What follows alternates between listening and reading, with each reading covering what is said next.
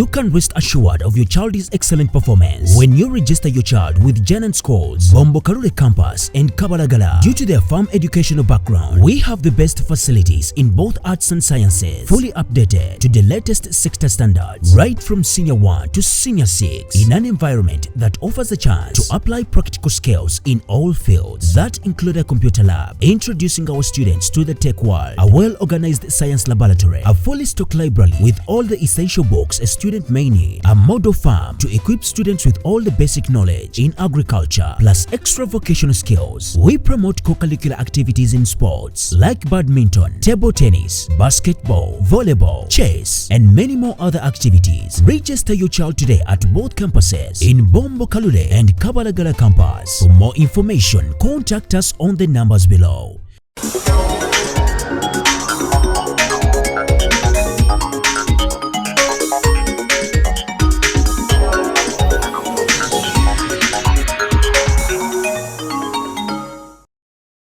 Munnamawulire era munnabyamizanyo Yusuf Baliruno ayagala buyambi okuva mu kitongole ekiramuzi oluvannyuma lwa kkooti ewuliriza emisango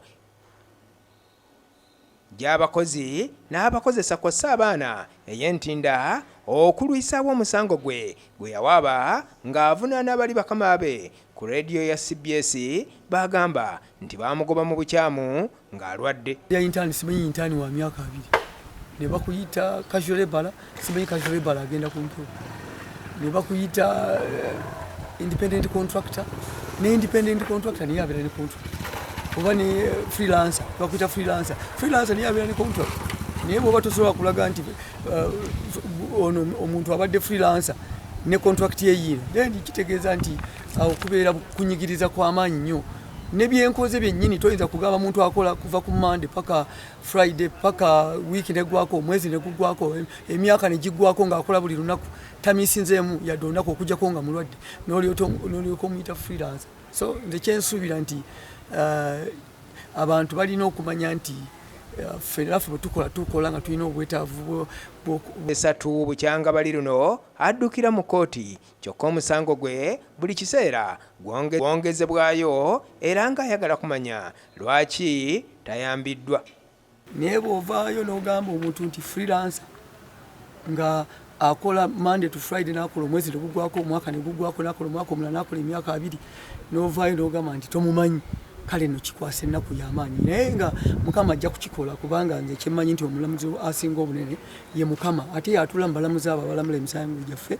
Kyemmanyi nti obwenkanya nja kubufula ne bunaabaddi lwakuba nti waliwo tekisoboka, si kyangu kye tuyitamu ntambula okulya, mbadde mulwadde bbanga eriwerako n'onyengeri nange gyenziramu embeera ebisobola okuba nti etambula, naye bw'otunuulira ate okutambula kati emyaka giri 3 kitundu. Baliruno yagenda mu kkooti n'awawaabira bakama be okwali Abe Mukiibi kw'ossa Kawoya Mwebe ng'agamba nti baamugoba mu bukyamu nga bo balumiriza nti Baliruno tabeerangako omukozi waabwe wabula yali neekolera gyange era ng'omulimu gwe yakoleranga CBS gwe gwamusasulwanga. Buliyo so nga bwetaagisa ate okumala okutusaavinga kati kale nno ne batugamba nti tujja kuddamu ate baguwulire ennaku z'omwezi nga 8 omwezi ogwokuna. Naye nga kyensaba mu byonna kuba nti tufune obwenkanya kubanga bwe tuba tukola emirimu gino tubeera mu kubonaabona okw'amaanyi, ensi neetumanya nga ddala gye tuli tukola, n'omwana omuto oweeyo wansi asobola okumanya nti ono Yusuf Baliruno wa CBS, naye ate ne bagamba nti tetumumanyi. Omulamuzi Antone Wabwire okwongezaayo okuwulira omusango gwa Baliruno yeesigamye ku nsonga y'okuba nti oludda oluwawaabirwa obujulizi bwalwo bwabadde bwatuuse obudde buyise, kale nga kkooti yeetaaga okusooka okubwetegereza.